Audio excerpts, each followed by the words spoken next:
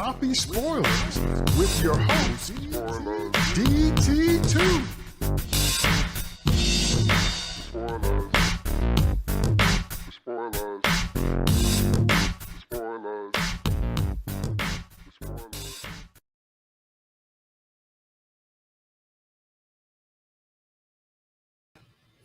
What's up, y'all? We are back.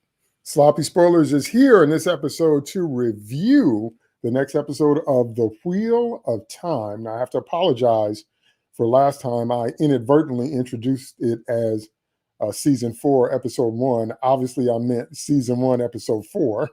So let me get it right this time. Tonight, we're going to review Season 1, Episode 5 of The Wheel of Time, called Blood Calls to Blood.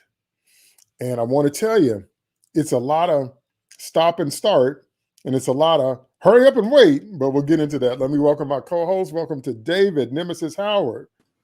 Hey, what's going on, everybody? Can't wait to talk about this episode. And real quick, before we get started, I want to thank all my co-hosts here. You all probably don't know, but I've been really, really ill, and they've been so kind to wait for me, and I really appreciate it. So thanks, guys. You're more than welcome. Welcome to Dr. Steve Shadewing Sellers. Hey, how's everybody doing? Kind of glad to be back, and I'm glad that Nemesis is back in the saddle with us to tackle this episode because I think Nynaeve's going to need the extra beatdown. Is Bracy available? Yes, he is. He's in the All green right. room. Welcome to Jeff, Dr. Fate, Bracy. I tell you, I can't tell you how excited I am to be here for Season 5, Episode 1. I have to say, though, man, you're getting that Walter White look for real, though. Stay out of my territory. Which is a great segue into what we're going to talk about tonight. So basically, they reached Tar Valon. Basically, they reached the city and the White Tower of the Aes Sedai. But just to give my general thoughts on the episode, it's a lot of, how can I say this? Some segments and some of the groups have some advancement and some tension, and almost you can feel the car pushing forward. And some segments are slow and inching like a backed up highway. Mm-hmm. And, you know, where it's like a parking lot and it takes you an hour to move 3 feet. And so having those speeds, if you will, juxtaposed in the same episode just kind of gives you a funny feeling. So I also must admit my bias. I've gotten used to these shows that are 6 or 9 episodes long. And for many, many shows, I think that's the right format. I really like it. Some shows could go longer, but the shows that have half a dozen to 9 episodes, 10 episodes, I think it works for them, some particular shows. But that means each episode has to count. Mm-hmm. You only have 9. You only have 6. You have a limited amount of time to grab your audience, tell that section of the story, and leave us hungry for more by season finale. And this one I felt like was just a bunch of hurry up and wait. So I want to hear your general thoughts, and then we'll get into specifics. So Nims, let's start with you. What are your general thoughts on this episode? Yeah, I thought there was a lot of good, how do I say it?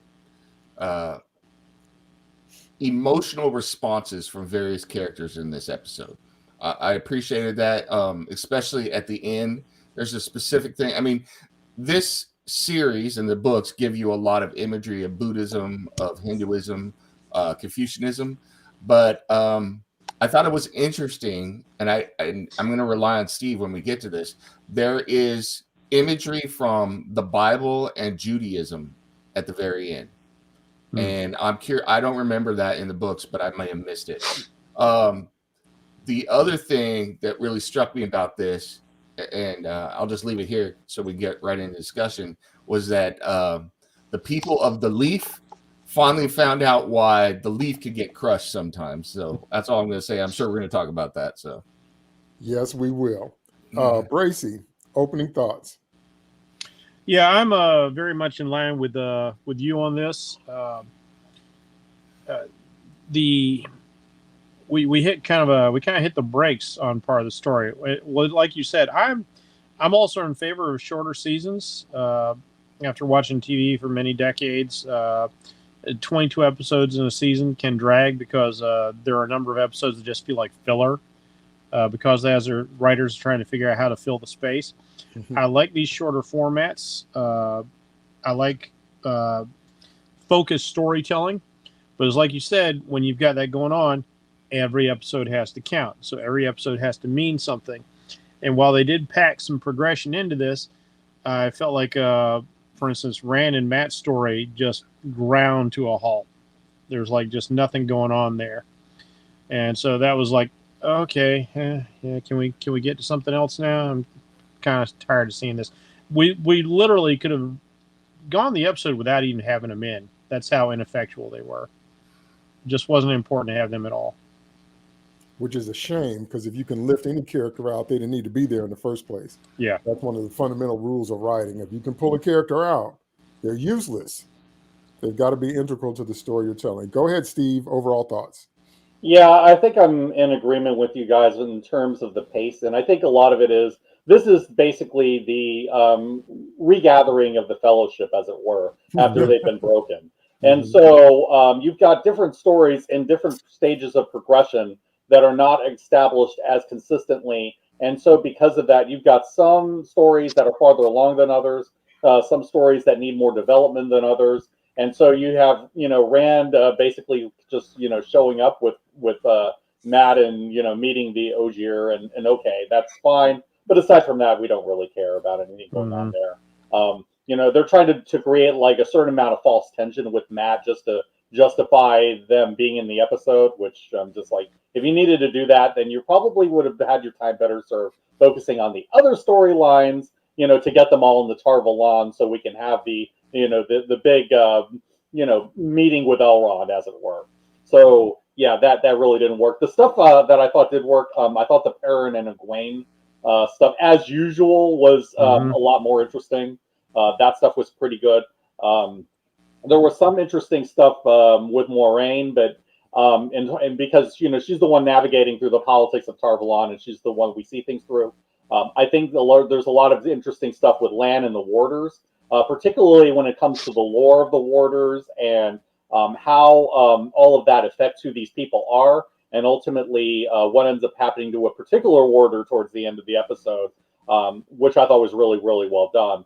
But you've got a lot of other stuff that is just like hanging in the wind, basically until the team gets their mission, until they all officially reunite and they're set along, to take on, to defeat Sauron, etc. That kind of thing. It's the same pattern.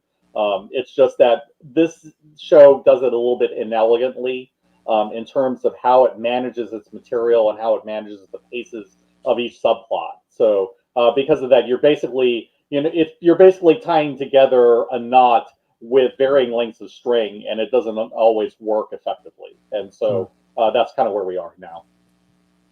Well, I'll jump into this thing saying my famous phrase that I repeat often on the show, and that is that they continually put the camera in the wrong place. I was actually amazed in this episode how they did that over and over and over and over again. So when the episode picks up, we pick up with the burial scene, which was very Handmaid's Tale to me. It was a great overhead shot with the concentric circles of the corpses covered in white with a candle on them, which I thought was a beautifully staged and shot scene. So cinematography is once again off the chain. But the overall theme of this episode is how everybody works through grief, and they kept putting the camera in the wrong place. And here's how.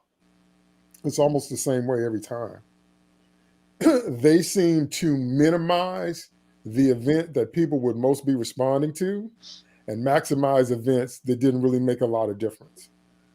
So after that incredible forest scene where Alana is just street fightering everybody and Kareen ends up getting killed, that should have had a bigger impact than just the kind of little bit of grief that they showed by laying all the bodies to rest, and it was kind of solemn, and then it was just like we roll on. Then number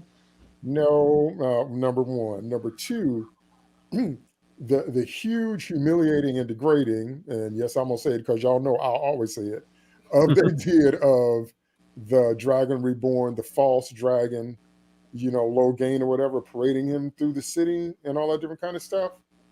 A man with that kind of power, a man that killed an Aes Sedai, a man that almost killed them all, a man with an army of zealots that would fight to the death for him, wouldn't just end up like that. It wouldn't just be a situation where, even though his army got wiped out and everything, because his fame, his reputation, stuff like that, because people tend to respond, and we know this from dealing with people on Twitter, with a high degree of zealotry. It doesn't have to be actual information. It can just be zeal and passion, and to them that justifies whatever they're doing. So a man that had that kind of impact would not be walking in a Aladdin's cage, walking through the city, and he's kind of mad and he's laughing, and that's kind of it for now. And we kind of shift focus on that. And no, there would have been a much greater impact. Think about when we've gone after leaders of other countries, or think about when there have been people here that have led cults. They captivate the news. There's a camera on them 24/7, even before the 24-hour news cycle. Think about it. Jim Jones, David Koresh, you name it. And so the impact of that dude, that dude at the White Tower would have been way bigger than just parading him through a city like a caged monkey and he's laughing and blah, blah, blah. No, didn't buy that. That's 2.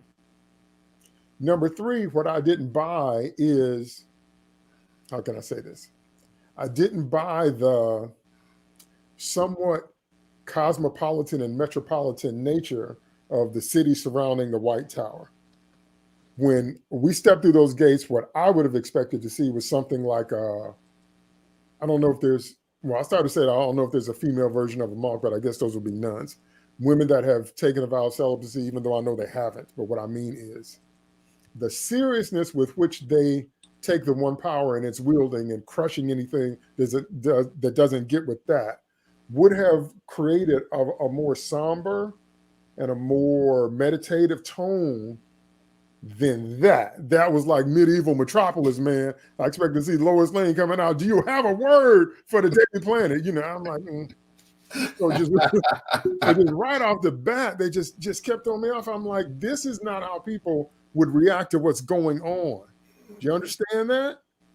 Do you understand? This is not what would happen with everything that just happened in that incredible last episode. This is not how people would be acting. So they kind of threw me off with that. So I want to hear you guys' thoughts about that. What about the opening scene with the corpses? What about parading Logain through the city? And what about just the general atmosphere of Tar Valon, where the White Tower itself is? It felt, when you go inside, it feels a little bit more like a monastery. And again, I know celibacy is not a thing, but it feels more solemn, more holy, with a lot more gravitas, and you need to have respect when you're in there. But that being the case, there would be a respect around it, I would think. But that's just me. So, Steve, what do you think? Well, I certainly agree when it comes to the opening shot. I thought that was really, really well done. I love that the way the bodies were arranged in some way that it looks like a wheel. Symbolizing the wheel of time. I'm like, that makes sense. I don't know that was in the books necessarily. I would certainly not be surprised if that was a visual touch that the director of the episode came up with. Hey, why don't we go and do an aerial shot and make it look like this? And if so, that was great. That's how you adapt it. That, you add those little visual flares to make it work visually. Yes. In ways that it wouldn't necessarily be portrayed in the books. And hats off for that. I thought that was really, really well done. In terms of Tar Valon and the city, I can kind of see what you're saying with this. Because really what you're dealing with is basically like Vatican City would be, where you essentially have an entire city built around this religion, or at least around this philosophy. You have these people that are essentially like a clergy, cloistered up in this tower, and everything basically going on in the city hinges around what these people up in the ivory tower do. So that I could completely understand that. Now there would be certainly an economy around that, because these people have money. So you get merchants and you have businesses and, you have all these things that are not necessarily, believe in the religion, and they'll do whatever they have to in order to operate there because these people have money, as an example, or because they think the money is there. And one thing they would know, being in Tarvalon, and I think one reason why it probably is at least a little bit metropolitan, is the fact that they don't have to worry too much about dark showing up, and they don't have to worry about fades, and they don't have to worry about Trollocs marching in, because one or two women can come down from the tower and just say, yeah, I'm just going to eliminate you from existence now. So if you're going to build a large city, if you're going to have those kinds of buildings and whatnot, it would be in a place like Tarvalon, because you have a reasonable amount of protection. Now, on the other hand, your question is, how do we protect ourselves from the women in the tower? So that's where the politics has to play fast and loose and careful, because you want to be able to get the protection of the Aes Sedai, while at the same time not being able to operate your business without having to worry about what the people in the White Tower are telling you too much. So I think it would have been interesting to get a little bit of that. I do agree that Logain probably would have been treated as an object of controversy, because I was you would think that even now, when you have controversial figures, people that would believe he was the dragon, you would think there would be protests. You would think that there would be people saying, hey, free him, Logain did nothing wrong, hashtag, you would have these kinds of movements that would be popping up in the streets to a certain extent, and you would be, have the Aes Sedai say, yeah, maybe we ought to be careful of these zealots that are, that are coming to our town, protesting, or even the people that are in, Tarvalon and that are natives, but, they could say, well, what if this guy is the dragon?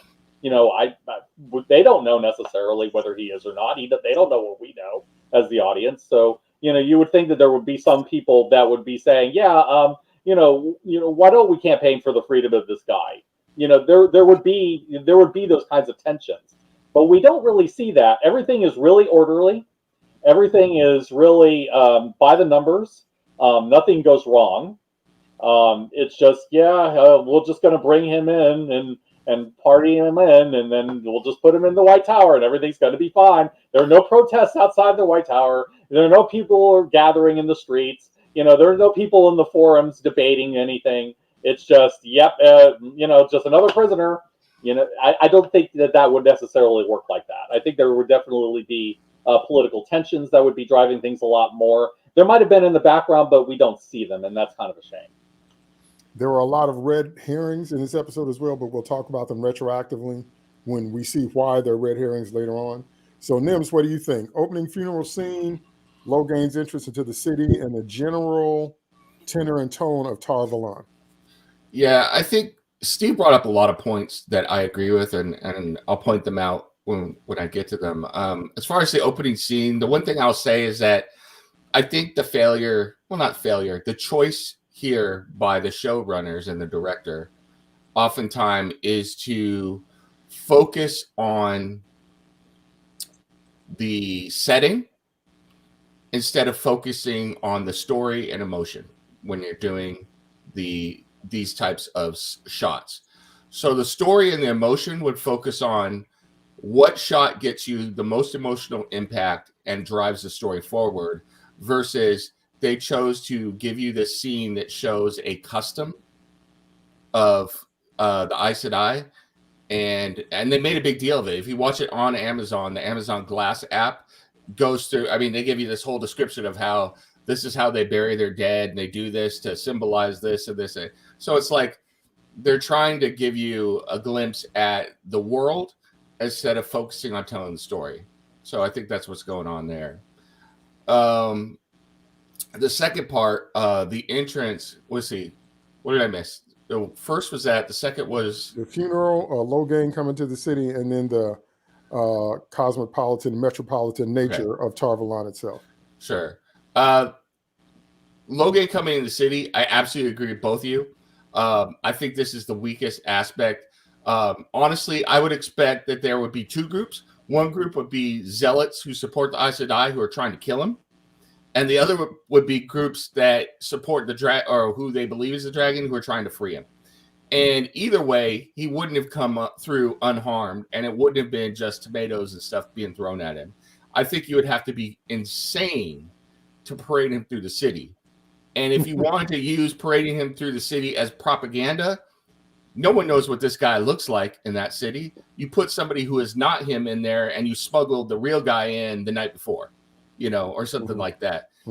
So you still get your propaganda tool. And if he gets killed, you're like, oh yeah, we knew he was going to get killed. It was just some schmuck that we put in there that got killed, and if he doesn't get killed, nobody's going to know what happened either way. And I think, and I'm going to bring this up here because I've got a larger point. I think fairly or unfairly, this episode for me really made me contrast this show with Game of Thrones, both the book and this TV series. And all credit to Jordan, but Jordan was not aiming to write Game of Thrones.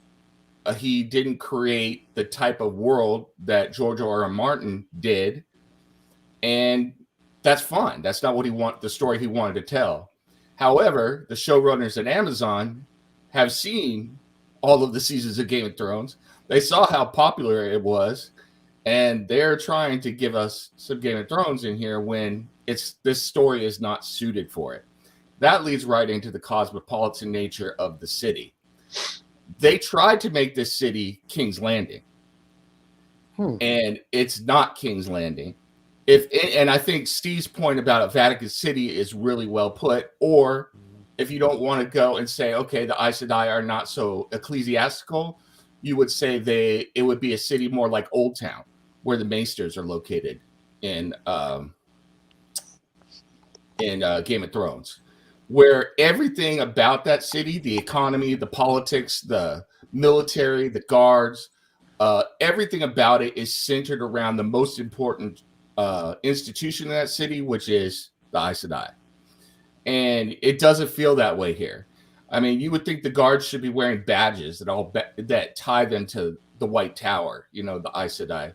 You would think that everybody there is got some sort of thing that shows that they celebrate their great protectors, and that within the White Tower there should be ranks of bureaucracy that are that answer to the Aes Sedai, but do the day-to-day things that the Aes Sedai are too good to deal with. I mean, there's just so much more you could do within the story.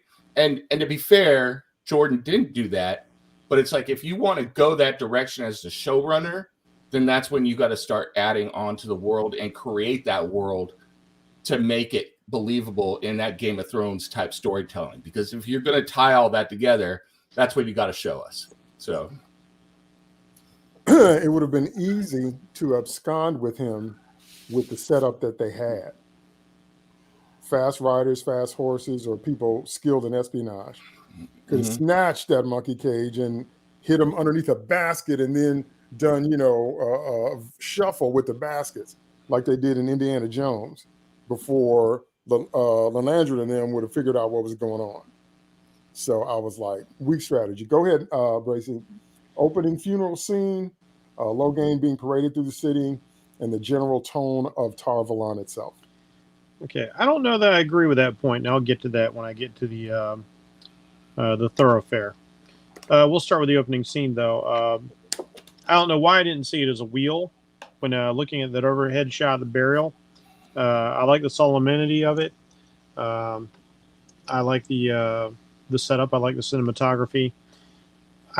I thought that they didn't linger on that sort of thing because they were going to move the story forward. But if they're going to have parts that drag, they could have spent another minute on that scene and really kind of made it a little bit more impactful. And that would have made it a nice bookend. We've got one funeral. We start the show with a funeral and we end the show with a funeral. And that would have been a nice bookend because we can see the grief of the Aes Sedai contrasted with the grief of the warders. That's a great point. That would have been a really nice way to go. Especially since they were bonded. Yeah, precisely. What I saw when they pulled out, and it's because I'm looking at the whole picture, at first I thought it was interesting that they cleared off a plot of snow to bury the women in. And I couldn't help but see this white field with this brown circle in the middle. And then we've got these radiating bodies in white, which created a center that's this solid brown mass. And to me, that looked like an eye. You look at the striations, the muscle in the iris of your eye. And so that's just the visual I got from like an artistic perspective. But it totally makes sense that, of course, they would bury them in the shape of the wheel. That's what the whole religion of this world is built around, the whole philosophy. So that was pretty neat, having that insight with Steve putting that in there. So that was cool. When we get into the city itself, I gotta give them kudos for the design, and maybe it is because they're trying to match Game of Thrones in a lot of way. I thought the sets looked great. We've seen a lot of sets that are very rural. This is our first major metropolitan set, and it looks very impressive. It's obviously got a lot of Greek influence, as well as some medieval influence going on in there, as well as Mesopotamian, Mediterranean sort of influences. And that's one of the things I do like about the show visually. I like picking apart and seeing like all the cultural aspects they like to throw in there, whether it's what people are wearing or it's the architecture of a particular place. So that's always fun. And it felt really cool, and I like that it felt like it was a living, breathing, functioning area, very busy, but it didn't fit my expectation either for what I expected. As a matter of fact, all the time we keep hearing White Tower, White Tower, White Tower, White Tower. I was not expecting this grand city to be built up around the White Tower. I was expecting something like Orthanc, Saruman's tower. Just this big tower sitting by itself, like a vertical convent, if you will. And if there was going to be an area around it, I was expecting a cloister. I was expecting a much more religious sort of attitude from the people who would be around, much more reverential. And given that there's markets and things, people are going to be like that. But I still expected all this to be very much toned down. It's like Steve said, you're in Vatican City, and to be in that presence affects you, and it affects every aspect of your life. It's ever present. It is right up in your face. It's there for all to see. You can see it from all over the city. The White Tower, go ahead. Throw in a comment real quick. I don't know if you guys have read these books, but if you read the Dragonlance books, I've read the Dragonlance books. Perfect fantasy setting that has the same setting and the same city setup is Ishtar, or where the king priest was. Yeah. Yes. Right. Exactly. I was actually thinking a little bit of Minas Tirith from Lord of the Rings as well, and at least visually. Yeah. So there you have it. You think that, and you think that people would act differently. Like you said, the king priest of Ishtar and how the people reacted in that particular setting is a perfect example of more of what I was expecting. And so even though people would live their daily lives, they're always in the shadow of this great tower, the reminder of this power, and you're bound to see Aes Sedai warders walking the street from time to time, because this is their base of operations. So that just didn't ring true for the setting for me. Now, when they bring Logain in, I understand what they're going on here. And this is probably the most Western thing I've seen out of the show so far, because some of it's very steeped in Eastern philosophy and practice, was that it's very Roman tradition to bring in your conquered foe and like show our power. We're going to bring him in for the whole city, and you can boo him and jeer him or whatever, like glory to Rome. We're going to show you how bad we are. Like we captured the barbarian king, they're not a problem anymore. We've conquered Athens, whatever it is you've got going on. But I can't help but agree with you fellows that the mystique of the dragon is a force unto itself. It has created a cult of personality, whether or not you have personally been affected by the dragon as his army was, or if you're just hearing about it. Because even people within that city, there got to be people who are there for like, let's say, commercial benefit as opposed to spiritual benefit. And so they're like, oh, this is just the best place to run my business, live my life, whatever. There's a lot of advantages living here. We will never be attacked. We've got Armageddon in a tower behind us if we need it. No Trollocs are coming here. But there have to be people who don't agree with what's going on. Now, I don't expect them to be vocal. I don't expect anybody to run in and try and save the dragon, no matter what their beliefs are, because, you're bringing a knife to a machine gun fight in that case. You would have to be supremely organized to do something like that. And that would be very tough within the confines of the city itself. However, I don't think necessarily that we would see the pelting of the fruit and the vegetables of the dragon. I think even with these people believing that he is the dragon, even if the Aes Sedai are saying, "Oh, he's the false dragon," I think there's enough people believing that he's the dragon, that he's this great boogeyman that they've been waiting for the last 100 years. Because there's been multiple dragons. I expected more of a scene of like awe. A very quiet sort of awe, and maybe some people, that kind of thing were like, like maybe it would have started with like one person being bold enough to like throw the piece of fruit, and then everybody else like, yeah, he's not so tough. But I expected him to like maybe turn and look at somebody, and like then the whole crowd flinches, even though he's in a cage and chained down and all that. That's more the sort of situation I was expecting. But they're clearly taking Logain at this point, and they're just making him completely broken. Which I don't necessarily agree with either. From what we heard of the Gleeman, it takes time for it to really set in just how much he lost. And maybe it's different for Logain because he seemed to be really connected to things more than your average Aes Sedai. So I thought that would be handled differently as well. Let's see. What was so that's Third one was the setting of the city, but you kind of covered that in the yeah. So I feel like I've covered all the points then. So I just wanted to put one thing because I want to hear what your guys' take were, because DT kind of hit on it, which was when they were bringing in Logain, he's doing that laughing scene, and Matt is looking at him. Now the way I read that was he didn't laugh in real life. Matt saw him laughing because of where Matt is, because he's hallucinating. He was seeing the Dark One in Logain and seeing the Dark One laughing about the whole situation and how he has turned the Aes Sedai into oppressors, basically, and what they're doing. That's what I saw, and I was curious to hear what you guys thought. It wasn't that deep for me. For me, it was just a matter of Matt's hallucination, but also, I think Steve said it, trying to give Matt a little relevance in the episode because it doesn't really have a lot. We know what he's going through, but it doesn't have a lot of weight. So I think they were just trying to do something to maybe keep it focused on that. But I didn't think it was, and that's because the Dark One normally shows himself every time he's been involved in something in these shows. We get a glimpse of him. Okay. So I didn't really think, it was more of a sleight of hand. That's just my take.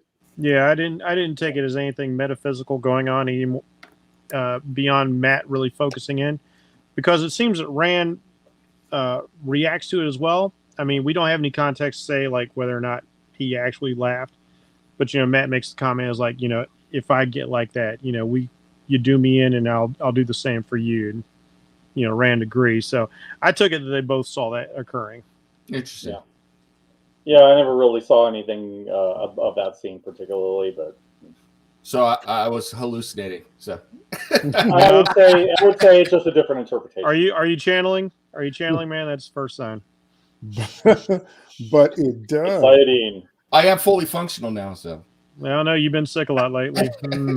But that was an inside joke. We're just going to leave alone, though. So the other part. So y'all crack me up. It does focus once again, rather inadvertently, I might assume, on the fact that we care about what's happening to them, but not them. See, I care about River Tam. I care about Zoe Washburn. I care about Inara Sarah. They have so much rich. Shepherd Book was an operative. I mean, I care about them. So whatever situation they're in, I want to learn more about them. But I care about what's happening. And that's not the same as caring about Matt or Rand, because so far, as we said, we really don't, which is a good segue into, I don't want to talk about this for the same reason that Steve doesn't, but we have to because she's there.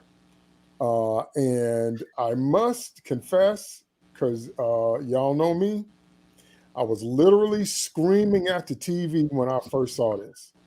So Oh, I'm just boy. putting that out there Here it comes. because I think I know the scene you're thinking of. Yeah.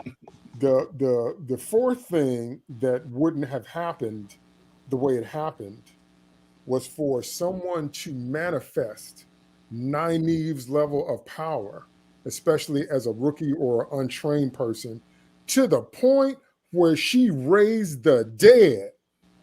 And they're just like, just go in the tower, have some coffee, we'll get to you. No, that's the first thing. But the second thing is that that wasn't the part that had me screaming. The part that had me screaming at the screen was when Moraine says, do not underestimate the women in this tower. They all have their own ambitions and agenda.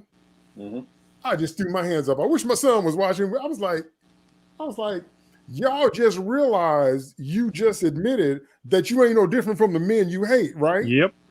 Yeah. You just realized that this whole thing is about agenda and politics and power. So the very things that you're condemning the men for is exactly what you're doing. You don't have this honor and you don't have this code. You trying to work your own game to the point where y'all don't even trust each other. The last thing in the world that I mean, in fictional life and real life, if you want to kick me out of something, have me see people that are a part of the thing and they talking two different things. I'm done with you.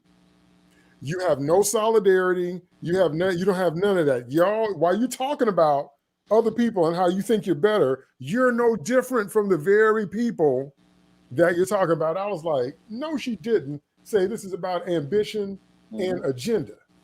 No, they didn't take the most powerful manifestation of the one power that even Moraine had ever seen. Moraine was transfixed. She was like, oh, wow. Is that a Wendy's shake and it's strawberry, not chocolate? She was like, wow.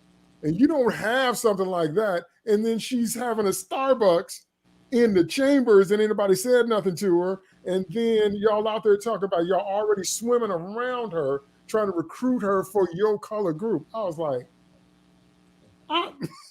I'm telling you, I was screaming at the screen. I was like, really? Really? So you're no different from the other factions that are fighting for what they're fighting for, just that you think you're right. Okay, which is no different from the questioners, no different from the people, the way of the leaf for the Turkins. Am I saying that right? No different. You're no different. You're just betting on your philosophy and blah, blah, blah, blah, blah. But you got the force. So because you got the force, you can Hadouken away your enemies. That does not make you better people. Yeah. And so when I saw that, I was like, okay, well then, and then there's some other stuff that happens. I'm not going to spoil it. Even though sloppy spoilers, there's some stuff that happens coming up that where if I wasn't done with y'all, when we get to this next stuff, and y'all know what I'm talking about, I'm all the way done. I'm like, no, you are not a force of morality. So before I throw it to y'all, I want to throw out this quote. This is one of my favorite Batman quotes. Batman said, Superman is moral because he's bulletproof. I never thought about it.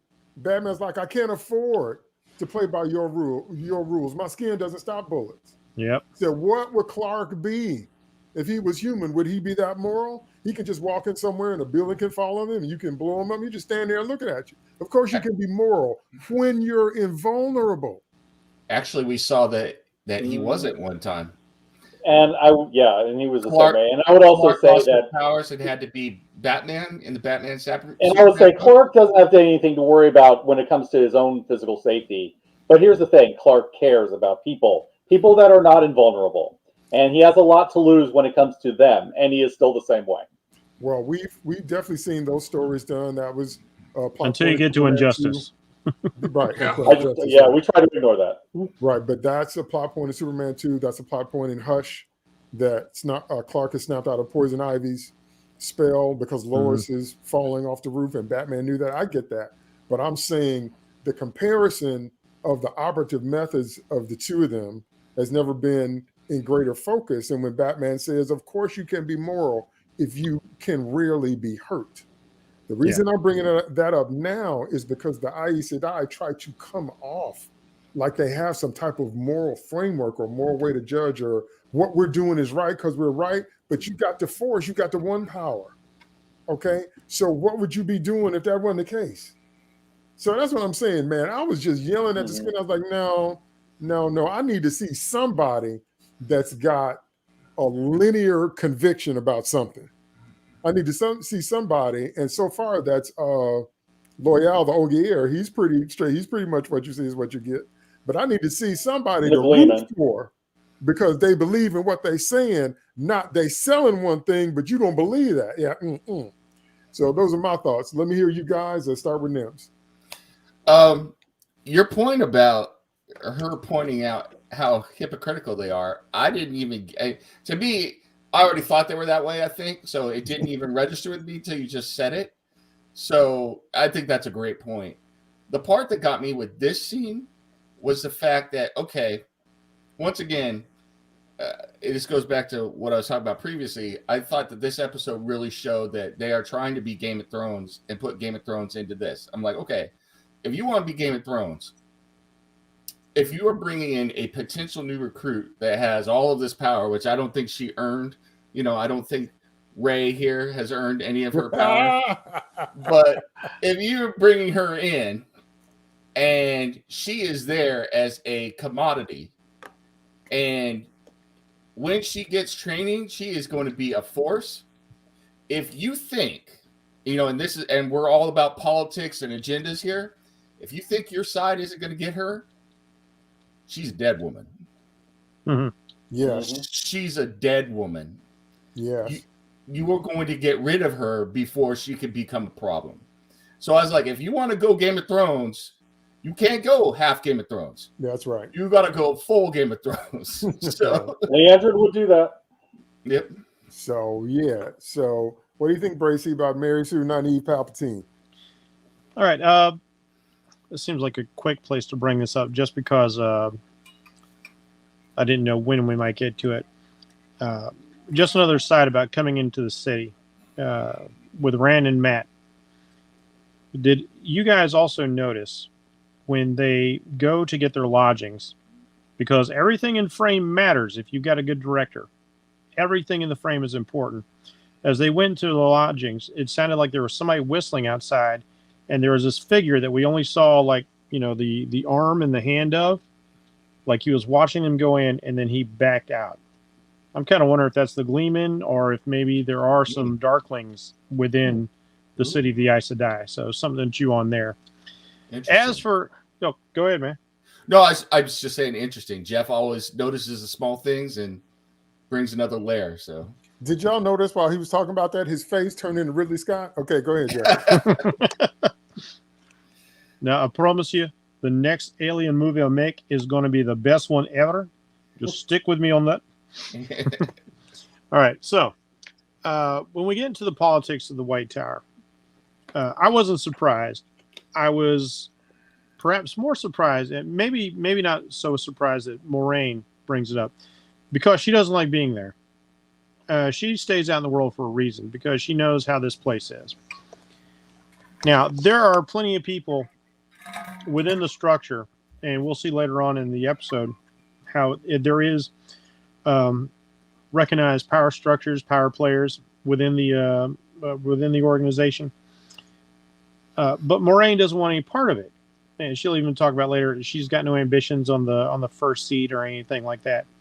She likes being out in the world. She likes being proactive that way. She likes doing things for the people, even if sometimes it means drowning an old man.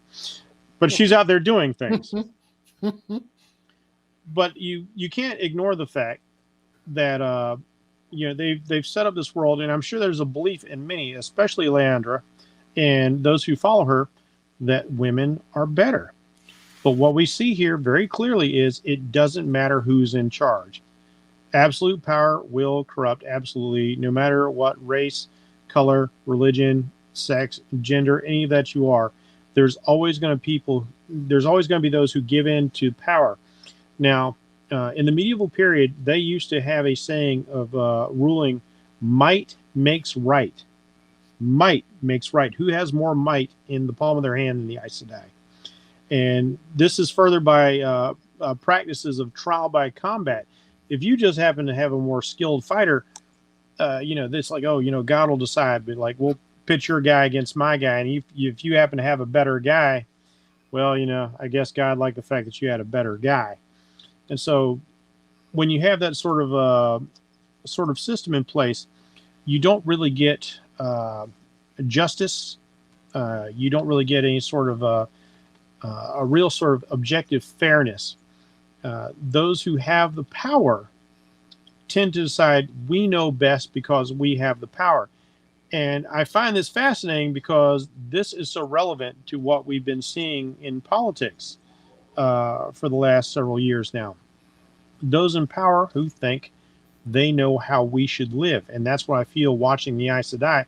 And here is an Aes Sedai admitting it and trying to warn, is like, we say we're all awesome and all that, but we're really no different than any other king who's out there, any other powerful organization. If you look at the Children of the Light, anything like that, anything that has a significant amount of power is prone to corruption. And you have to always be wary and watchful of it. And it sounds like very few of the Aes Sedai are actually watchful of this. And this is why I think eventually they will have some sort of fall. This is why, and then I'm going to throw it to Steve, I feel like their hatred of men is unjustified, or at least Lalandrins and the Reds. Sure. It's just completely unjustified because you're not different. Go ahead, Steve. Yeah, there's definitely a lot of that. And I would say that to a certain extent, it's based on fear. They fear what would happen if somebody like Logain were to take power. What would somebody like that to do them? Especially when Logain is ridiculously powerful. And he's not even like the most powerful of the men who can channel. That is the dragon. So when you kind of think about that, you can definitely tell the Red Aja would have to be very, very afraid of the Dragon Reborn and what he represents. Because that pretty much, reshuffles the entire deck.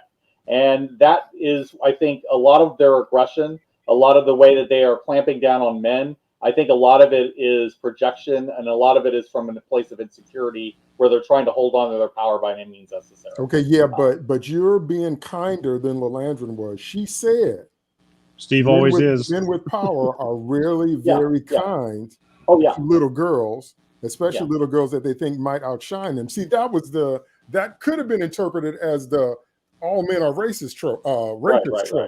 And I was like, no, but anyway, go ahead. Oh yeah, I'm not disagreeing with any of that. I'm just just kind of adding another layer to it. But yeah, beyond that though, I mean, there's the whole notion that that line from Lorraine got me too, but for two reasons.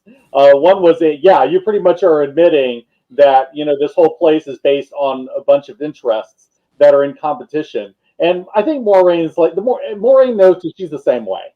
She is the exact same way. She is no different from any of these other people. She has her agenda. They have their agenda. And she's always secretive. They're always secretive. You can't trust anything they say because they know how to lie with the truth. So they all have this whole thing going. And but also I was kind of irritated at Nynaeve because she seems to not be listening to a single word anyone says. Right. It's like, she's been in the tower a lot longer than you. You're, a wisdom from a backwoods town, that doesn't know a damn thing about anything. And here you are thinking that you can run the Aes Sedai, that you can just, because I got the one power, I can go and call all the shots and they have to listen to what I say. And it's like, no, these people are really, really, really conniving. They're probably all going to make a play to get your favor, and perhaps to overthrow the Mamerlin seat and get their agenda. And if you don't play along with that, you're probably going to end up with a dagger in your back. So as much as they talk about being this grand sisterhood, we're all a bunch of women united against the men and all of this sort of thing. What they really are cats. They're cats being catty with each other behind each other's backs, to gain advantage and be the alpha of the pack. So, it's just, it's no different. It's no different. And And it's just really interesting that maybe even without intending to, they're shining a light on everything about the Aes Sedai that is a complete mess. And yes, there are reasons to hate them even more, as we find out in the last episode of this season. There's a definite moment where you realize a lot of these problems that they're dealing with now are the Aes Sedai's fault. And that will be interesting to talk about. Mind if I interject a moment? Go ahead. This is a little military experience I had. When you go in the military, and I started out in the time when males and females were all integrated on the same base. We didn't live within the same quarters, but we were integrated. So we had our bays. There were like 70 guys. But for the most part, we got along really well. Guys we got out there with that big guy stuff, and everybody's pretty cool. And you'd have like one or two jerks, and they're like, no, don't mess with that guy. He's a jerk. I go to grab one of my friends coming out of her bay one night. We're going to go hang out. We got the weekend pass. And she's coming out. She's all pissed off. I was like, what's going on? And she's like, I'm so mad. It's like, why are you mad? It's like, because women are bitches. And I was like, what? I thought like 70 women living in the same place. Because you always see, how the girls always run around like, giggling and gaggling and having a good time. That was my first clue at 19. Like, oh, women are not like what I thought they were. Because it takes a woman to invent a word like frenemy. Guys don't have that. You either have dudes you like or you have dudes you hate. There's no in between. We don't pretend. We don't play. We don't politic like that. And when an argument gets to a point, you punch each other. It's over. You go have a beer. So, yeah. Or you never talk to each other again. So I flash back to that. Watching that is like, okay, yeah. Once you understand like how too many women together work, you understand what the politics of this world are. Right. You're either going to be friends after you fight, or you're going to just not speak to them and you leave that guy alone. Since everybody's putting in quotes and their thoughts on power structures and stuff, what this reminds me of is one of my favorite authors and books. It's a quote from Hitchhiker's Guide where it says, to summarize the summary, anyone who's capable of getting themselves made president should on no account be allowed to do the job. So, yeah. So there you have it. So a wise man was Adam. So, so that's a good segue into what happens next, because it's another examination of that same type of story and dynamic from a different point of view. Once again, religious zealotry versus so-called pacifism. So we switch to Egwene and Perrin, which again, this is another situation where, and I don't know how to say this, so I'll just say it. I'm wondering if casting directors have a sensitivity to chemistry like they think they do. So maybe that's presumptuous of me to say because I've never done it. But as a fan, sometimes it seems to be so obvious to us when actors have a certain chemistry, because you can feel it and it radiates and it emanates, and you also can't drown it no matter how you try to downplay it. When two actors get on the screen and they click, we can feel it. I think I can answer that question before you go any further. Go ahead. When you cast big parts, or you cast people who are interacting with a big character, they often have a screen test with the big character with that person, and they could see the chemistry. Yeah. But when you are casting people that are unknowns for all of these roles in a relatively minor series, they're just having people come in and read solo, and they're reading with the casting director or an aide, an intern or something. They never, the first time that they read with their co-star is at the script reading. With the first time they read, doing the table read. First table read, right? That table read. So, and by that time they're hired. You can't get rid of them unless you want to take a hit. Okay, all right. Well, maybe that's it. That actually makes some sense. So we go to Egwene and Perrin, and once again, I brought that up to say that their chemistry is palpable. I mean, I enjoy watching them together. Whatever kind of relationship they actually have, if it's brother, sister, if it's protector, if it's an Aes Sedai and a warder type, like in other words, as the series goes on, they might turn into that, because that's what Child Valor was hinting at and putting it out there pretty much that is their dynamic. So however it is you want to define their relationship, because when Perrin is talking to his fellow tinker that looks like Will Smith's son, and she runs up and jumps on him. Right, exactly. When Egwene comes in the frame, she's skipping, she's laughing, and she grabs his arm. So that's either big brother or I'm so glad you're here. I'm kind of crushing on you, but I don't want to admit it. So Teehee, that kind of thing. But it's there because that never happens between her and Rand ever. So I'm watching that and I'm like, okay, well, whatever y'all got going on, it's got the potential to be more. Let's put it that way. And so they're walking along with the Tinkers and they're talking about philosophy and they're doing all that. And then here we come with the White Cloaks. And here comes Child Valda and the Questioner, and he's so bloodthirsty. He's so sadistic. He's one of those people that gets his energy from pain. And we find that out when we meet him because he eats a bird claw that pierces him and he bleeds and he's getting off on chewing his bird meat with the blood dripping down. I'm like, dude. So here he is, and we know that he doesn't have, he even says it after he captures him. He said, what makes you think I'm a man that keeps his vows? So he even admits out loud that he doesn't even have any loyalty to anyone but his own sadistic desires. So at least we know that he knows that he's fully in touch with his evil motivation. So he captures them. And so we're going to talk about a couple things because we talked about it before, but we see the way of the leaf in action. We see the way of so-called pacifism and non-resistance. We see that, we're just going to bind ourselves together and let you beat us till either you stop or you kill us. And we see that the escape attempt didn't work and then they got captured and then he basically gives them a choice.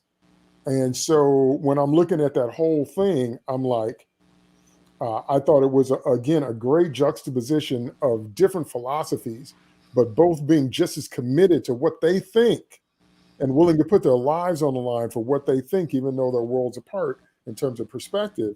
And I was like, we talked about it last time, but I've always been with Nemesis. I'm like, I understand. I have some friends that are pacifists, and I understand if that's your thing. But in life, you got to fight.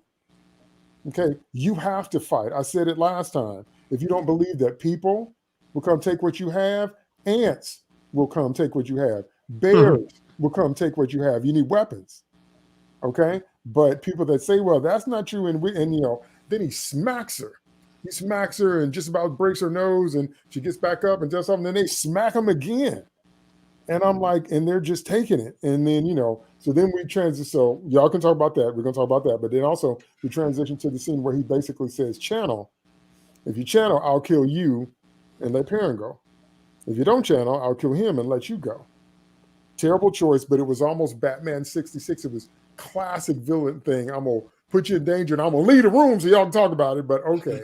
and then we get the resolution of that scene, which I thought was extremely interesting. They went some places I wouldn't have gone, but Nemesis, this is what I was talking about before, about how I like the smaller effects of channeling the one power because it shows the level. So like when you went to 980, when you glow, you are at, power level 10. So we got to keep it small in comparison to draw a contrast. And also I was very underwhelmed with Perrin's transformation because I was expecting American Werewolf in London. I was expecting this dude is finna wolf out. But all we got was the golden eyes. I was like, really? And he got a little bit more wolf telepathy, which was cool because he knew what they were going to do. But I really liked the resolution of that scene where his wolf brothers come in and save them and get them out.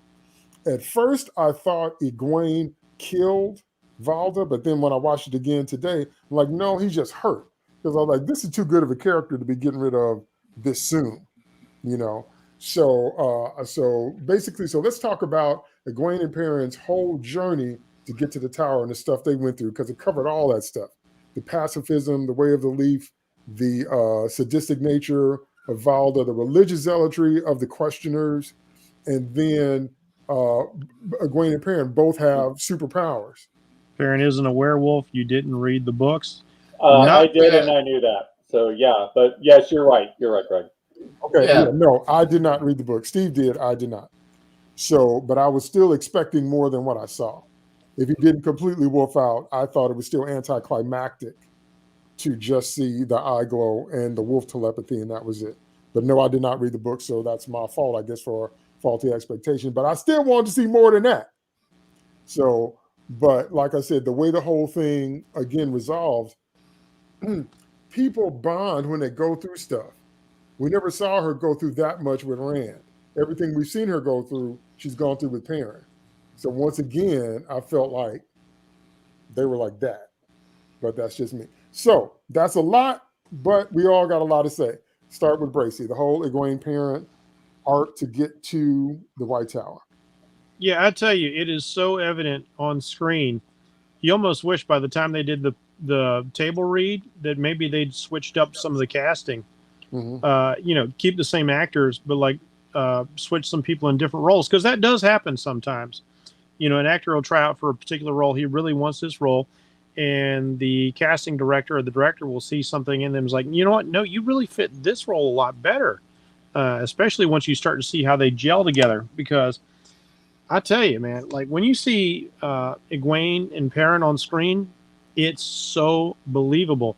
When she comes, flouncing up and she jumps up on him and grabs him, I was like, okay, these are people who have a real relationship. I believe it. I totally buy into it. Mm-hmm. And she's so happy and light and fun, and she elevates his mood. And even the other guy, he's jumping in. It's like, oh, we're talking about you, of course. Just like a great little thing going on there. Huh. Okay. Somebody said the casting was awful. It's all contextual, I guess, and it depends on who's playing what part. Because, like DT said, I buy into Egwene and Perrin. I would actually watch a show just about those two.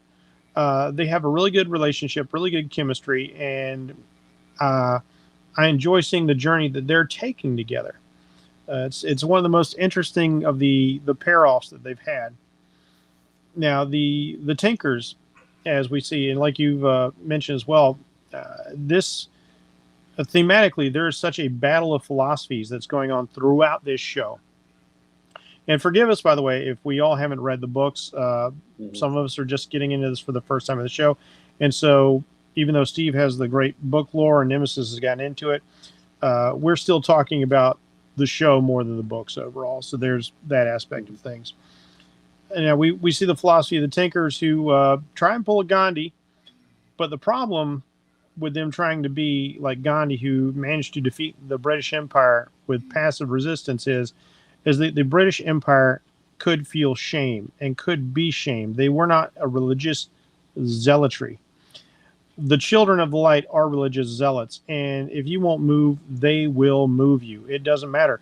And Child Divider has said, I don't even necessarily hold to my oaths. Like when he says, like, oh, they won't kill us because we're pacifists. Are you sure? This guy might. Right. This guy doesn't hold anything sacred. When he tells Egwene and Perrin's like, if one of you fesses up, I'll kill the other. Are we sure? Maybe you'll just kill them both. We've got no guarantees. You've already put it out there. It's one of those classic things, like when somebody's caught. It's like, what guarantee can you give me? What choice? How can I believe? He's like, you can't, but now you still need to make the choice. That sort of situation. So he's giving you that Hobson's choice, where you've got a choice that's no choice. Now, we all saw how this thing was building up, that Perrin had connection to the wolves, and Egwene was going to be able to touch the one power. We knew this was coming.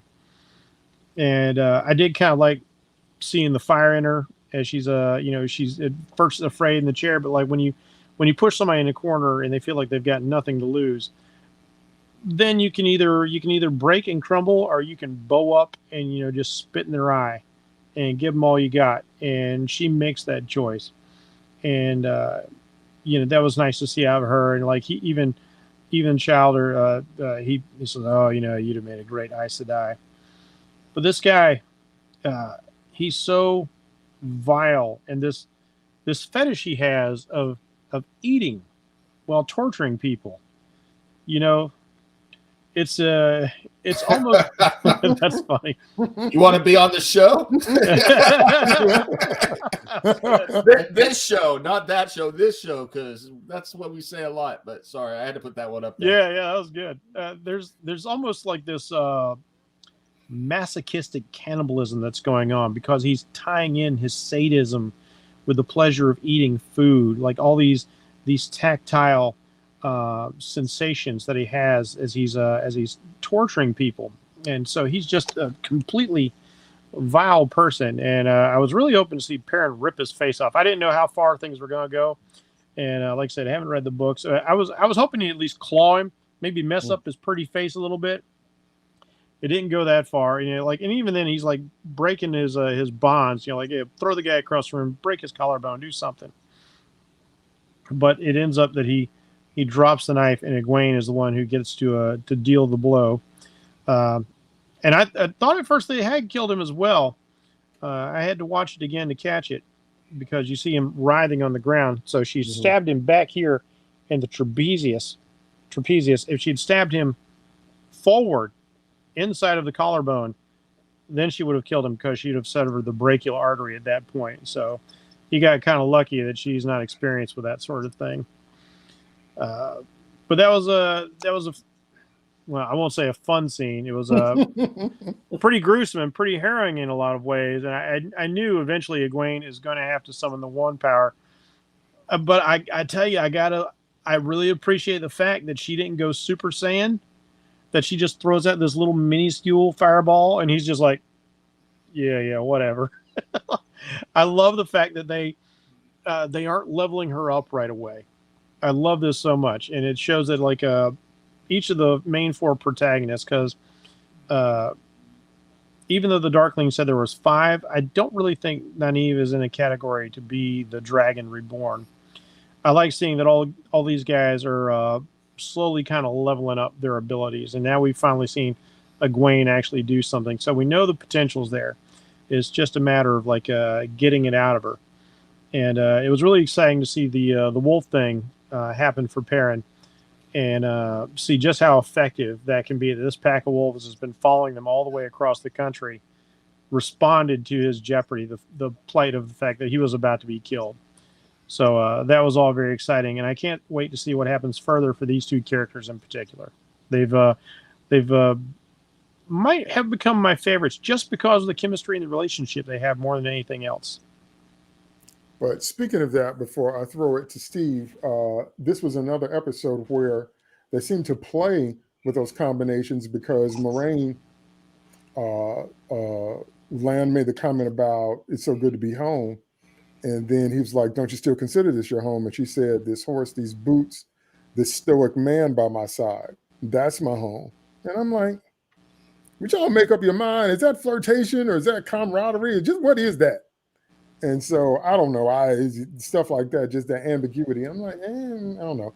Anyway, go ahead, Steve. What do you think about Egwene and Perrin's journey to the White Tower?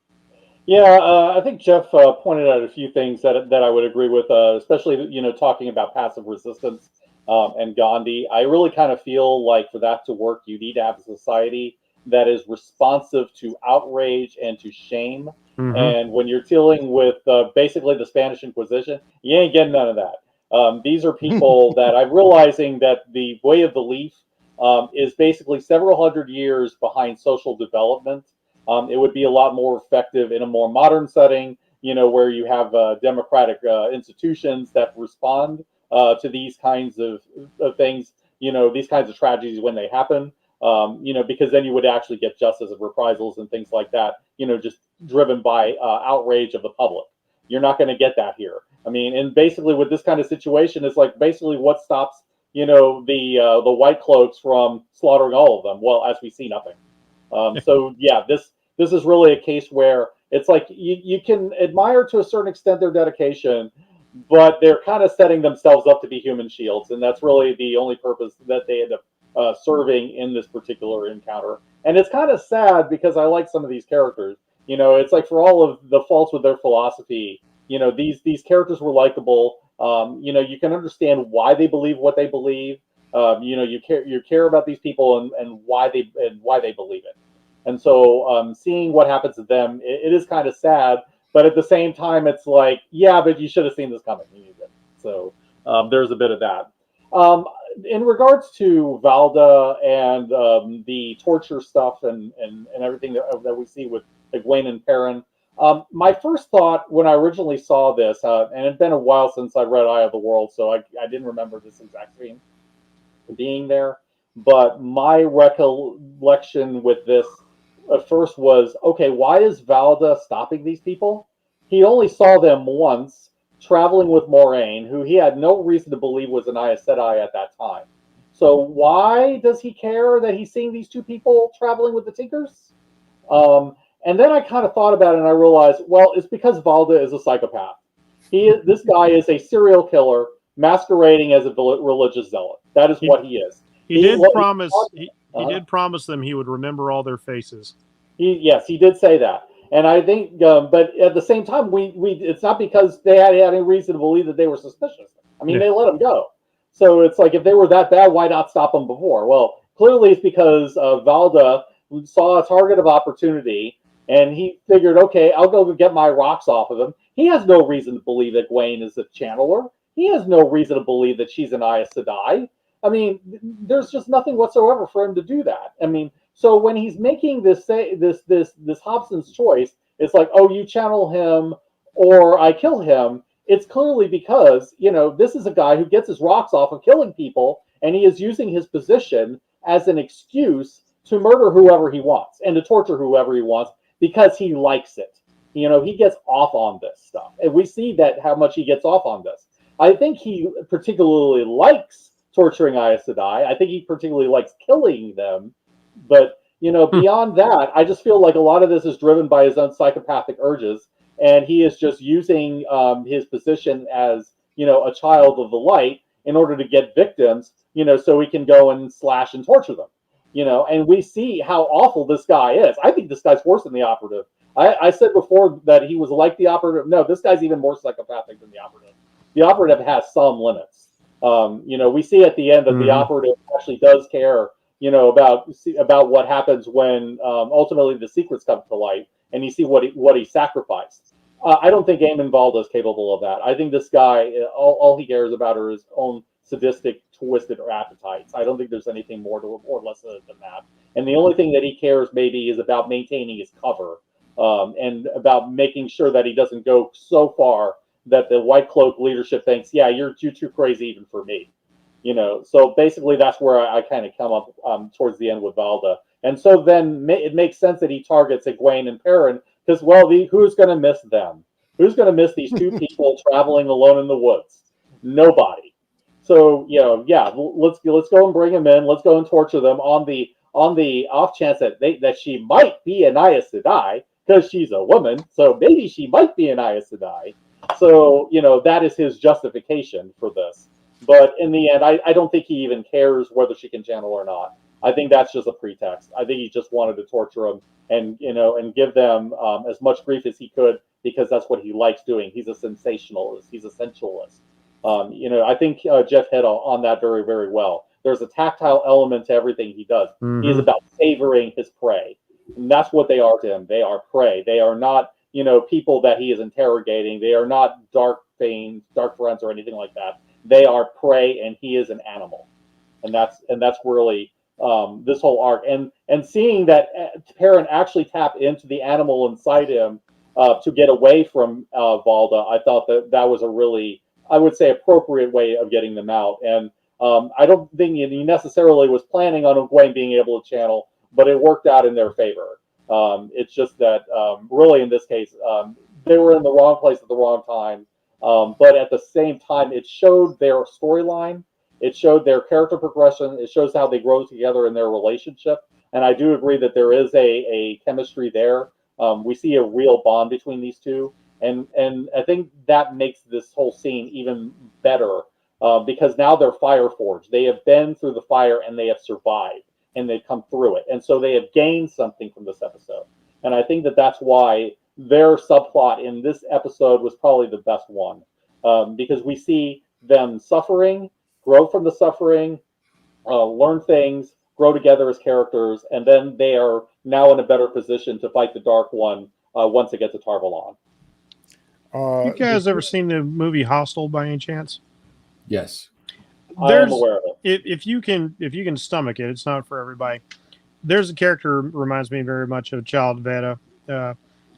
one of the rich torturers in the film, and he likes to eat his food with his hands because he likes the tactile sensation. He likes to have a relationship with his food, and he very purposely gets to know the young men who are going to be his victims later.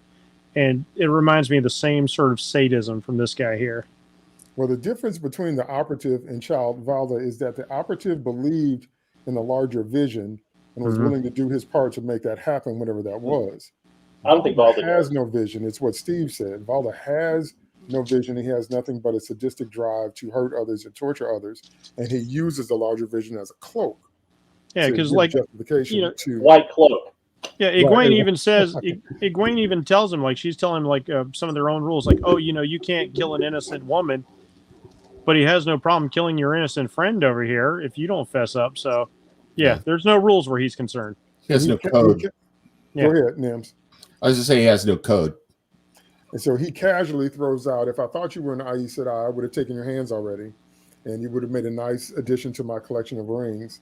And that is the dude that just lives in a torture chamber. He lives, sleeps there, dismembers people, like, having breakfast. He's the embodiment of that guy to the 10th degree.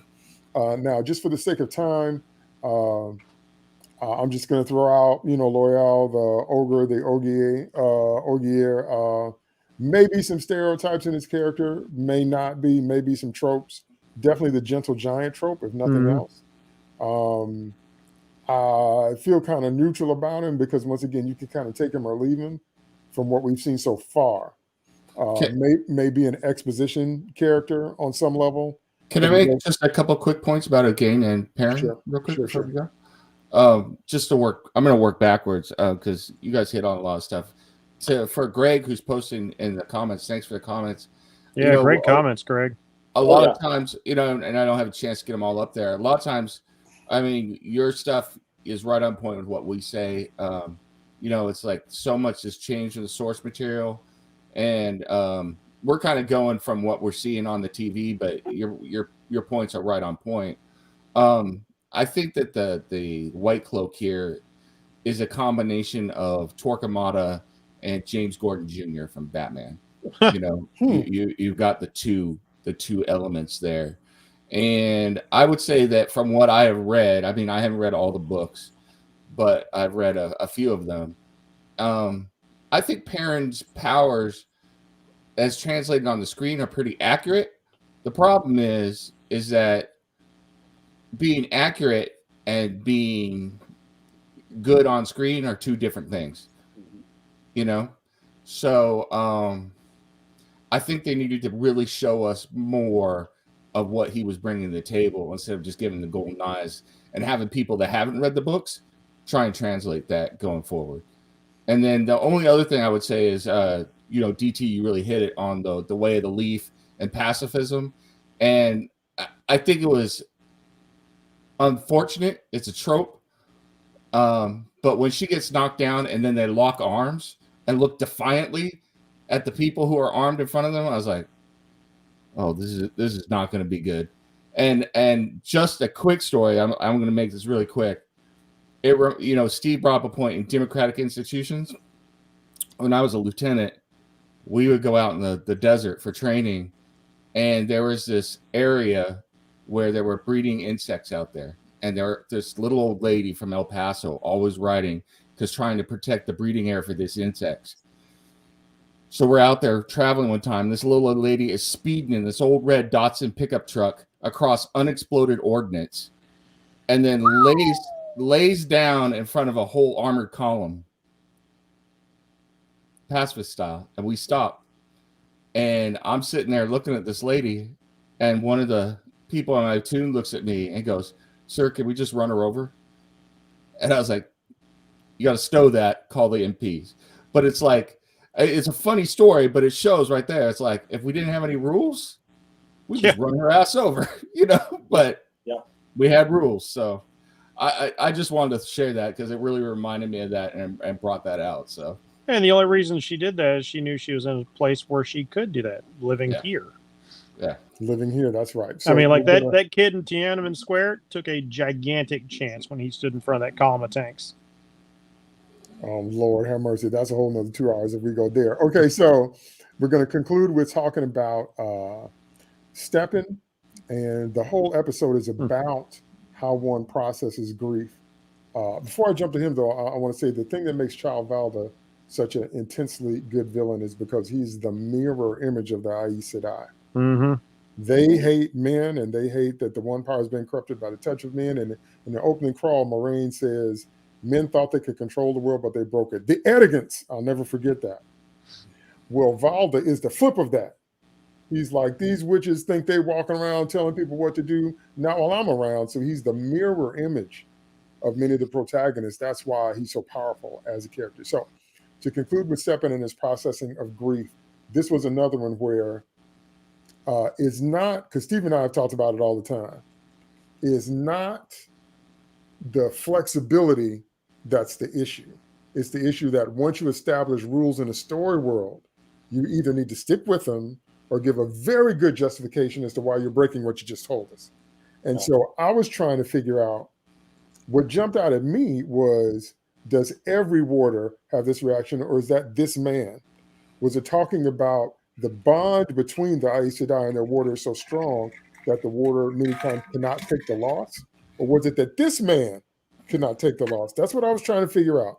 Because if that's the case, every time an Aes Sedai croaks, then the warder would commit, suicide as well. And so he even drugged Lan after they had all those deep conversations. And Lan sensed it coming, but didn't quite know what to do. And then what also amazed me is that when he woke up, when you see the realization hit him as to what was going on, it looked more like spider sense. It looked more like my water sense tingling, and so then he runs out and he finds Steppen's slump body with the knife in his gut. And so, I was just, again, wondering, and then they have the funeral scene, which is even more intense than the scene that they had when they buried the fallen Aes Sedai from the battle. I was like, okay. And then they start doing the monk chanting, and it was just really intense. And so I was just trying to understand, I guess, the emotional stakes and the rules of the world, because I can't quite put my finger on this mysterious bond that they keep talking about. Because while it is there, it seems to be different in particular from couple to couple. Mm-hmm. So some couples are deep friends and comrades, and some couples are lovers, and some couples are polyamorous lovers, and some couples are what? So that's what I'm saying. It just seems to be a different kind of thing. And maybe it's like Jedi, maybe it's like, accessing the Force, and your attitude towards that, and vice versa. And, so I don't know, but I can't quite find a through line except for them continually saying the bond is so deep, the bond is so deep, the bond is so deep. Okay. So at some point I would like some definition, I guess, to that bond. Makes me feel like, think about Scott and Jean's psychic bond when she bonded them psychically right before she became Dark Phoenix. And, she was like, part of me would be in your head and a part of you in mine forever. Because that means that when Jean died, Scott felt it. So he was standing there watching her die, but he felt something on the inside. So it reminded me of that as well. So I guess I would just like a little bit more definition. I guess that's what I'm saying. I would like a little more definition of the nature of the bond between the Aes Sedai and the warder. Because the big deal they made out of all that, then every time an Aes Sedai dies, then do they all become suicidal? Can you, once your Aes Sedai dies, clearly you can rebond with another person, because Alana was going to ask Steppen to become hers. So clearly you can establish it somewhere else once it happens. So it's like your wife dies, but you can get married again. So I just wish there was some type of consistency that I could follow. So to conclude, let's hear your thoughts very briefly, because we're pushing up on an hour and a half. Let's hear your thoughts briefly about that whole Steppen arc and him being so depressed he couldn't get over it and taking himself out, and Lon not being able to talk him back. Can I giving him a reason to live, and then the intensity of that funeral service. Yeah. Can I hop in? Go ahead. Yeah, I mean, I think once again, this goes back to the beginning of the show where I was talking about what the director and the showrunners are focusing on. I mean, in the book, it is pretty clear that for an Aes Sedai to survive the death of or for a warder to survive the death of their Aes Sedai is rare, you know, and they don't do a real good job showing that here. And I think they're focusing more on the environment and this world that they build instead of showing a story. I mean, if you really want to establish that bond, some point before this happened, you needed to have a brief flashback, even if it wasn't in the book, of an Aes Sedai and a warder bonding and how much it affected the warder, or something to that effect. That's point number one. Point number two, I get it, but it seemed awful convenient that the warder that killed himself, his name escapes here for a moment, hops by, sees Nynaeve. I don't even want to go into her again. Steppen sees Nynaeve, gets the tea to put Lan to sleep. You know, I'm just like, Jesus, even when you're not involved in Eve, I hate you. You know, so, and then the last part was the funeral. Yeah, I mean, it was really intense. You really felt it. But this goes back to the tradition I was talking about at the open, which was, I thought it was very interesting, and Steve could correct me here because I don't remember this from the book. So far, we've seen tons of Buddhism, Confucianism, Hinduism. But when Lan rends his garments, and I say that on purpose because you guys are going to understand that, because I know that's Jewish tradition. Yes, it's Jewish tradition, and it's from the Bible. Yeah. It's from the Bible to explain that you made a mistake, grief, a whole host of things. You know, I mean, that was powerful to me, and you know, and I was wondering if I was the only one that picked up on it, but I was like, that's different because I haven't seen Jewish or Judeo-Christian type elements, and that was the first time I saw one, so I really picked up on that. As an aside, it's interesting that he was wearing white robes, white being the color of death in Eastern mythologies. Yeah, when they have funerals in Japan, China, Korea, they dress in white, whereas we dress in black. That's the point I was going to bring up in my part. Well, the Christian symbolism is there in the story world itself, maybe not in a lot of cultural elements. Sure. But, you know, a lot of that stuff is there too. And before I throw it to Bracy, this to me smacks of a relationship between a Force user and their lightsaber. The books do it better.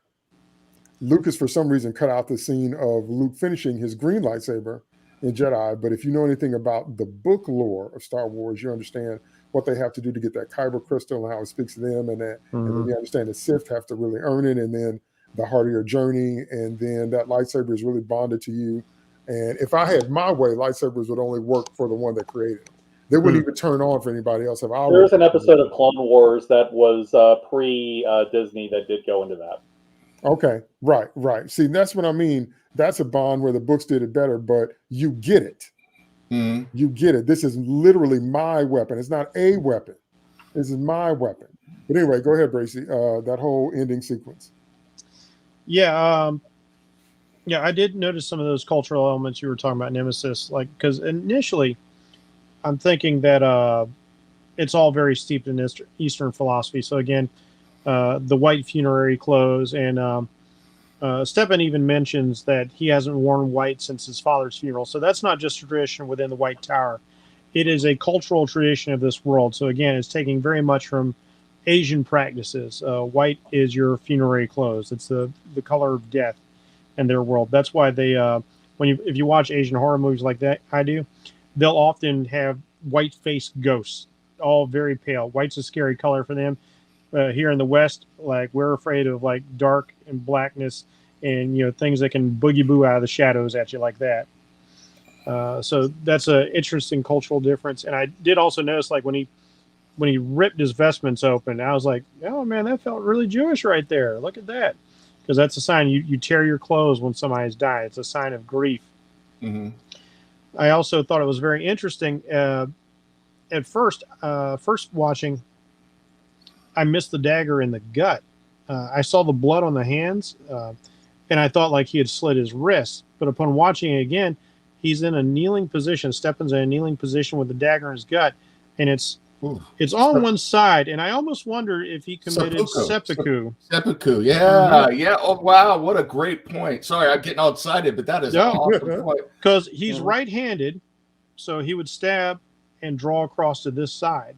And that's what it looked like to me, and because he's sitting there in that kneeling position that you take when you commit seppuku or harakiri. I was going to say it's harakiri, yeah. Yeah, they mean different things, but they're both methods of self-destruction, belly cutting, as it were. It's a very painful way to go.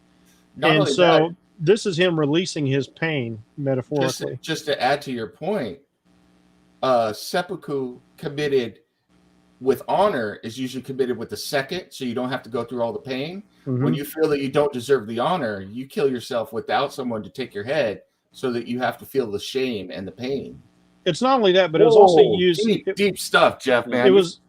It's also I'm very haven't done martial arts for a lot of years. I'm also very vested in Asian culture, and it was also used as a political statement, which was often done without a second. You would just go belly cut yourself in front of your daimyo's house or in front of the shogunate or something like that to show, like, I believe in this so strongly in opposition to you that I will do something obscene. I will slaughter myself on your grounds. And so, there's a lot of potential meaning to that sort of thing there. And so I thought all this was powerful. And then, like, I know you didn't like it because we don't like Nynaeve. But looking back, I thought it was extremely clever. The setup here that, and I don't know, I guess we got to credit Jordan for this because it had to have come from the books, that Stepan had trouble sleeping. So there's the tea. He's aware of the tea. He goes to Nynaeve for the tea. And he has that wonderful speech about, like, I'm not ready to let go of my anger, my pain. It's the only thing I have of her. And he takes the tea knowing that he was going to, or if he didn't plan that far ahead, when Lan came to interrupt him, he saw the opportunity to use the tea to get him out of the way. So that showed a lot of forethought, because from the get-go, I always knew Stepan was going to destroy himself. He's having the relationship that I expect all the warders to have. I feel like this is what the bond between a warder and Aes Sedai should be. If I believe that Aes Sedai can survive their warders, I don't think the warders can survive their Aes Sedai. I think that's it's like getting the one power taken away. It's a death sentence for you. And so possibly the only way to save a warder is to try and bond them out to somebody as fast as you can. Otherwise, because they've talked about how that connection is stronger than you can have to your wife or even your children. And that's unfathomable to us living in this world that we live in. So if it's that strong, like I had a scare with my wife having cancer, and the thought of suddenly being without her was like, it's more than the thought of losing a limb, losing a literally a chunk of yourself. I was like, if she goes, how am I going to continue? I don't know if I can. I don't know what's going to happen. So I can imagine this is like 100-fold beyond that. So I can't see him, and I feel like this is why they were in such a rush to bond him, because I feel like contextually, even though we don't see it, and we should see it, DT's right, we should see it. It's very inconsistent across the show, the bond between the two. They hint at it, but then we don't really see the result. Stepan's the only one that we really see it from. I feel like this is what the bond should be. And if you can't get this guy bonded out in a hurry, he is going to die. And that's precisely what happened. He's going to throw himself off of towers, like jump in front of one of those camels, like chop himself in the belly like he ended up doing. There was no way this wasn't going to happen. But the last thing I'll touch on here, I also thought was very interesting. We get to the final funeral moment. And, we have the Tibetan throat singing going on, another Asian cultural influence. The chief warder says something very interesting. He calls forth Lan, probably because he knew he was really good friends with Stepan. He said, release our grief. And everybody else maintains composure while they're doing the thump. But Lan starts, and the incredibly brooding and stoic Lan just starts screaming in raw primal pain. And I wonder, I can't help but wonder, even is there some sort of semi-mystical connection amongst warders as well, or is it just that deep a bond of brotherhood amongst them? And that seems to be a bond that goes beyond, because unfortunately they didn't show us to us in the beginning, that is a bond that's deeper amongst the men that we see in the women. And I really feel like those two scenes should have had equal weight. Okay. I'm gonna. Let me throw something out. Then I'm gonna throw to Steve. Then Nims, you can jump into. For me, Jeff, the answer to what you're saying, especially when we tie it into Hada Kitty, you do that sometimes when you have done something that has stripped you of your honor, or you have failed in your That's duty. true as well. Both of these men feel like they failed. That's the thing. Stephen felt like, I should have been there. I should have protected you. You shouldn't have been in there by yourself, or whatever you want to say. And Landfeld stepping. And Land felt like, yeah, they put me with you because they know what you're going through, and it was my job to try to give you a reason to stay in the land of the living. And I failed on that too. And so both of those things kind of bottomed out. And the last thing I'll say, and then Nim and then Steve, is that even though I understand, based on everything we're talking about, the rush to get a new bond, to me, that flips the whole, it feels disingenuous. Yeah. If I'm so gutted by the fact that you're gone, so let me go on and give me another Aes Sedai, to give me a reason to live or whatever. That's like if you're a widower and you get married right away, it's going to take you years to get past the pain of losing your wife, even if you have a new wife. See, you're not going to do that and get past it. I feel like if I was creating this world, when an Aes Sedai dies before a warder, the warder's going to die soon after, and there's no fixing that. It's like when you've been married to somebody for decades and decades. I've seen this with many grandparents. When one of them goes, the other one goes shortly thereafter. They can't live without each other. Sometimes they've been together too long. 30 days, sometimes in less than a week, sometimes in less than 24 hours. That's right. Okay, Nims and then Steve, and then we'll close out. I'm just gonna throw a hand grenade in here. We don't have time to talk about it, but another fictional. Why are you gonna throw the grenade? Because I got to. Another fictional setting where it's implied, and we've seen a couple instances of it, where the Kohai can't survive the death of the Senpai unless they're the ones responsible for the death. The Sith. Yeah. Are the Aes Sedai the Sith? Okay, we're gonna have to pick that up on next episode, because that talk amongst yourselves out there. Yeah, that needs some exploring. Go ahead, Steve. Yeah, a lot of my thoughts were along the lines of what you just said, DT, and what Jeff said to a certain extent, because I was definitely thinking samurai when I came back and revisited this, and I think that Jeff picked up on it right away. My feeling is that their relationship to the Aes Sedai is also complex, not just because it's the loss of a loved one, but it's a loss of somebody who you were responsible for protecting. It's almost like, a samurai's relationship with his daimyo. A lot of times when a daimyo dies before the samurai, what happens to the samurai? He is a ronin. He is masterless, until somebody, brings him in and whatnot. So this is really what has happened. He's completely rudderless because he has no master. He failed his master, in fact, by letting this person die. So I'm with you, DC. I think a lot of this that we see with Stefan is guilt over the fact that I should have been there to stop my Aes Sedai from being killed, and I wasn't there. I did not do my duty, and I failed in my duty. And so I am going to ritually kill myself to purge myself of the sin that I believe that I've committed. I think that's a lot of that is what is in there.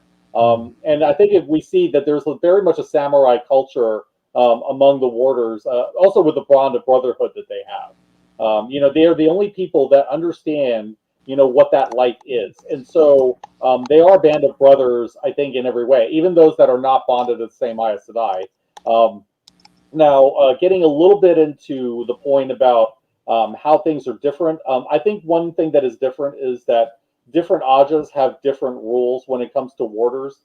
The green Aja, I believe, is the one that allows for polyamory, as it were. Some of the other ones are definitely, you have to be a one warder woman, as it were. I think blue Ajas are like that, which is why Moraine and Lan is Moraine's only warder, for example. So some of it may depend on that, and some of it may just depend on who the person is. There definitely is or will be a case where there is a warder that survives, but there are special circumstances involved. Is all I'll say with that. So yeah, they did establish that it was very, very rare for this to happen, for the warder to survive the Aes Sedai. But it, and a lot of it is, the guilt. A lot of it is the complete lack of purpose, because these are people who wrap their entire purpose in to serving the Aes Sedai and to serving the forces of the One Power, and making sure that this woman completes her objectives, to make sure that she's protected.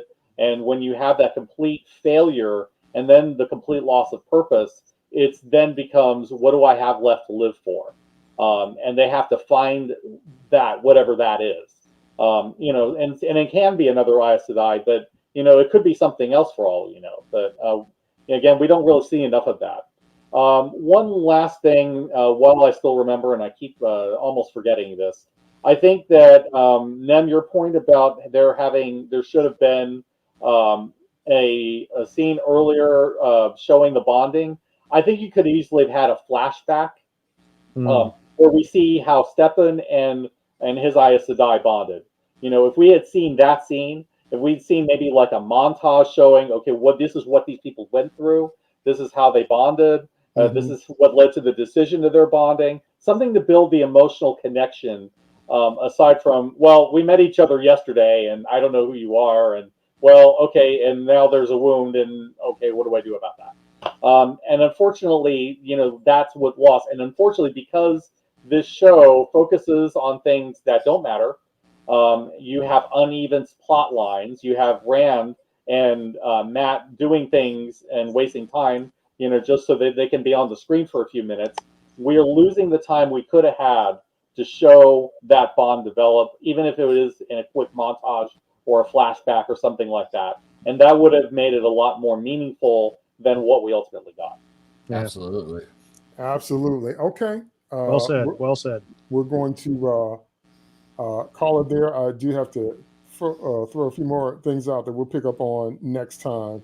I want to make it clear to you, just like I told you last time, that gentling is a euphemism for castration. This bond is a flip of the bond that I've heard many women complain about, losing themselves in their relationships. So what they did in writing this trope was flip that, because a lot of women, one of the fears of some women that I've talked to is that they will lose themselves, because a woman can lose herself in her man, in her relationship. She can lose her sense of self, and it be so rooted in the fact that I'm married, so if that relationship collapses, she doesn't know how to be. And that's a long running issue with women, is that they don't always know how to navigate that. So in writing this, to me, it's plain as day. They flip that trope to have a man have his life wrapped up in a woman and how he don't know how to live. That just jumps off the screen at me, because so much of this show is about that. It's about flipping tropes and stereotypes, and about, realizing some things that in the real world are the other way around, gender-wise, in heteronormative, conditions. I know you got to qualify everything you say, but y'all know what I'm trying to say. So there's that. And so, but we can pick up on that some more, and we definitely want to pick up on the Sith relationship that we talked about. And I'm definitely going to talk some more about lightsabers and bonding, because again, the way the show is structured and the way the show is unfolding, I still want to get to a point where I don't just want to see what happens. I want to see what happens to them, because I care about them. If we get to a point and the story continues and we switch the cast, how much of a difference would that really make? Who lives and who dies, if anybody dies, if anybody lives. If you pull these characters out, it's still the story that has me engrossed, not them in particular, except for Alana. I like her a lot, and mainly because she did that live action Street Fighter, so she won me over with that. And Lon, because of everything that is and all that in terms of characterization and the chemistry between Egwene and Perrin. And we're definitely going to talk some more about what Perrin is and what he isn't. I am spoiled by my Bracy talks about decades of watching TV. I'm spoiled by mine, because eye color changes are precursors to full physical transformation. Hulk, werewolves, you name it, Captain Marvel. I'm talking about Carol Danvers, not Billy Bassett. Vampires. Right, vampires. But the eye transformation is the signal that more is coming. So that was kind of my natural gut reaction to all that. So it'll be cool to see how all that plays out. And like I said, there's some stuff coming up in the episodes to where we think the script has been flipped. If you haven't watched ahead, if you don't know what I'm talking about, they finna for real flip the script. And you're going to be like, what? And it's going to change everything we've seen so far. So I don't want to say much more than that. But I'm saying that to say I'm looking forward to how this plays out, talking about it with everybody and just kind of seeing everybody's take on, if you've read the books, what your take is on it. If you haven't, like me, embracing, you're just experiencing the show, what your take is on that. But I want characters I can root for. I want you to stand for something. I want you to stay with what you stand for. I don't think that's too much to ask. Because I'm going to end it on that note. Thanks so much to my co-host. Thank you so much, Nemesis. Absolutely. And I'll just say the series needs to do more showing and less telling. Thank you so much, Bracy. Yeah, I have to agree with Nemesis. Let's have less exposition and a little bit more flashbacks until the wheel turns and we all reincarnate next time. But don't become Arrow. Thank you so much, Steve. Yeah, I don't know how to talk that. I will say this show needs to stop trying to be Game of Thrones and try to be Wheel of Time. You're losing your own identity, and you're trying to do the stuff with the relationships that weren't there, and you're trying to add all of these political machinations on a level that it was not intended for. This is a really fascinating world. You've already shown that. Why not just work with what you got, make the show that it is, and stop trying to impose another show's identity on it. The book series is Game of Thrones next episode really comes out. So. Yeah, the book series is popular for a reason. You don't get 1,400 pages out of a story if nobody's buying the story. Okay, now that's what is Greg. Was it Greg? Or 14,000, I'm sorry. Yeah. Or it's 140,000. Greg? The guy leaving the comments, that was Greg, right? Yeah, Greg. That's what Greg was talking about. Greg's a champ. Just said and what Steve just said. That's what we scream on Twitter every day we're on Twitter, is that story worlds have been popular for multiple decades. Mm-hmm. So why don't you take what you got and work with that instead of twisting it until it's unrecognizable? Nobody understands that. I will even say this because I know we're going to go, but even before I started reading the books, and you two haven't read the books, we still pick it up on there's something missing. There's something missing. There's some soul of this story missing. That's right. Yep. And on that note, I will drop the mic, and we will see you next time on the next episode of Sloppy Spoilers.